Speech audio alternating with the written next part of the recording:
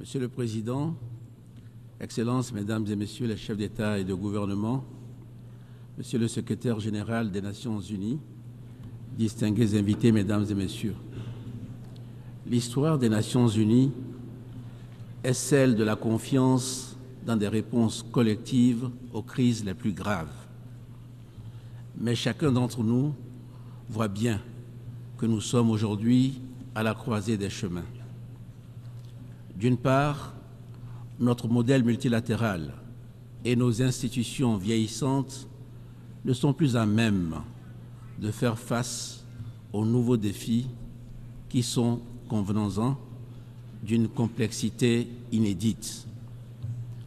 D'autre part, nos discussions comme nos engagements multilatéraux de ces dernières années restent souvent lettres mortes.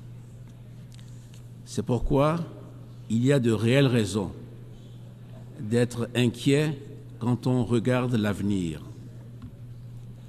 Inquiet pour le futur de notre planète qui est traversée par des crises complexes.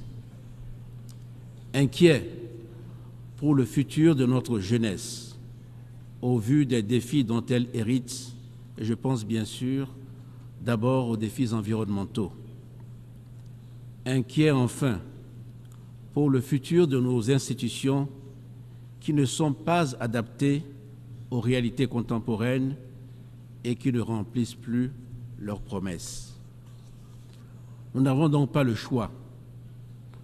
Nous ne pouvons pas persister dans des systèmes qui peinent à tenir leurs promesses et qui ne reflètent plus les réalités du monde. Nous devons nous engager dans une transformation profonde. C'est pourquoi je me présente devant vous aujourd'hui avec une conviction et une vision claire pour l'avenir. Ma conviction, c'est que notre chemin est possible. C'est un chemin où la coopération internationale se revitalise en se faisant plus inclusive et plus respectueuse. Ma vision, c'est celle d'une Afrique qui prend pleinement son rôle de partenaire stratégique dans la construction de nouvelles règles de régulation planétaire. Ma première observation est que mon pays, le Togo, regarde vers l'avenir avec espoir et détermination. Au Togo, nous travaillons à un développement qui doit être durable, mais aussi équitable et inclusif. Pour cela, nous savons qu'il nous faut bâtir un État fort, visionnaire et protecteur. Nous le faisons en tant que nation, parce que c'est notre responsabilité envers les générations actuelles et futures. Cela passe par des investissements massifs dans nos systèmes d'éducation et de santé. Cela passe par la réduction de la fracture numérique. Cela passe aussi par notre engagement dans la transition écologique comme par notre action en faveur de l'égalité de genre. Ma deuxième observation, c'est que regarder vers l'avenir aujourd'hui, c'est regarder vers l'Afrique. Notre continent n'est plus seulement une région en développement. C'est tout simplement le prochain moteur de la croissance mondiale. Car c'est en Afrique que se trouve et se trouvera encore pour longtemps la jeunesse mondiale. C'est là que se trouvera le potentiel de développement le plus fort pour les marchés émergents liés à l'innovation technologique et à l'entrepreneuriat. C'est notamment en Afrique que l'économie verte et bleue offre des opportunités considérables pour un développement durable. Notre continent est riche en ressources naturelles. Correctement exploitées, elles peuvent transformer l'Afrique en un pôle mondial d'énergie propre et renouvelable. C'est aussi là que nous devons expérimenter les nouveaux modèles de partenariat dont nous avons besoin, notamment entre le secteur privé et le secteur public. Ma troisième observation, c'est que la réponse aux défis de notre temps suppose une coopération multilatérale efficace. Les défis alimentaires, sécuritaires ou écologiques dépassent ce que chaque pays est capable de gérer efficacement à lui seul. De plus, il s'agit de crises fondamentalement asymétriques. Ces crises qui impactent rapidement et durement des régions du monde qui ne sont pas directement responsables de leurs causes. C'est pourquoi je redis ici ma conviction profonde. D'abord, face à ces menaces globales, il n'y a d'avenir meilleur pour les générations actuelles et futures que dans l'action collective et coordonnée de nos États. Et ensuite, cette action collective doit se mener à l'intérieur de cadres politiques mondiaux rénovés. Ceci est vrai, en particulier pour nos efforts d'adaptation et de résilience climatique. L'Afrique est l'une des régions les plus vulnérables aux effets du changement climatique.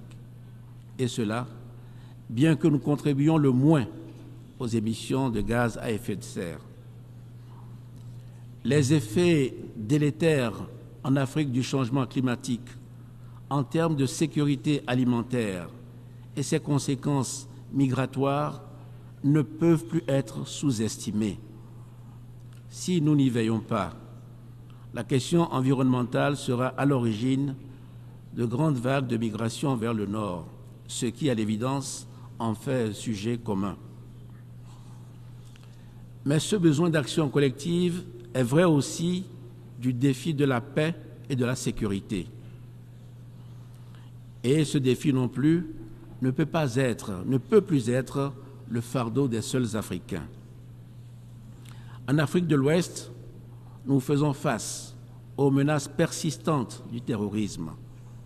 Selon moi, la réponse repose sur une combinaison de dialogue inclusif, de réformes sécuritaires et d'initiatives de développement économique pour éradiquer les causes profondes de la violence. Mais nous ne résoudrons pas tous ces défis seuls. La coopération multilatérale est nécessaire pour faire face à cette menace collective. Nous le savons tous, le développement, la transition climatique comme la sécurité sont devenus des sujets qu'il faut aborder de façon multilatérale. Mais pour cela, il faut d'abord réinventer notre modèle de coopération internationale et ceci me conduit à ma dernière observation. Il n'y aura pas de coopération internationale renforcée sans un nouveau modèle de partenariat plus équitable et plus respectueux des États africains. Nous avons un besoin urgent de réinventer le modèle du multilatéralisme pour rééquilibrer les efforts dans la coopération internationale. Dans ce cadre, notre continent, l'Afrique, mérite une attention particulière. Tout d'abord, il faut davantage de respect et de dignité pour les États africains sur la scène internationale. Il est temps de reconnaître que nous sommes des acteurs stratégiques à part entière, capables de contribuer de manière significative aux efforts mondiaux pour la paix, le développement durable et la dignité humaine. Le respect de la dignité humaine n'est pas seulement un principe qui doit guider l'ensemble de nos actions quotidiennes à l'intérieur de nos frontières. Le respect et la dignité de nos peuples doivent être reconnus à travers leur représentation et surtout l'importance donnée à leur voix, qui doit s'exprimer et être respectée dans les forums internationaux. Ensuite, il faut un nouveau modèle de coopération internationale qui s'appuie plus largement sur la localisation. les solutions universelles imposées de l'extérieur peuvent, c'est vrai, avoir quelques vertus, mais elles n'ont que très partiellement fait leurs preuves. Malgré les efforts de ces dernières années, l'aide internationale reste trop souvent déconnectée des besoins et des capacités d'agir des populations qui en bénéficient. La localisation doit être un engagement profond à reconnaître l'expertise locale en permettant aux États de jouer leur rôle dans la définition des priorités et la mise en œuvre des programmes. Le Togo est résolu à être un acteur de premier plan dans cette transformation. Je lance un appel à tous les acteurs internationaux pour qu'ils soutiennent une coopération plus équitable et respectueuse. Excellences, Mesdames et Messieurs, l'Afrique est prête. Elle est prête à jouer le rôle qui lui revient sur la scène internationale, mais elle aspire à être respectée, écoutée et soutenue dans les efforts de manière équitable. Ensemble, travaillons à construire un monde où chaque nation, chaque individu peut vivre avec dignité, en harmonie avec les autres et avec notre planète. Je vous remercie.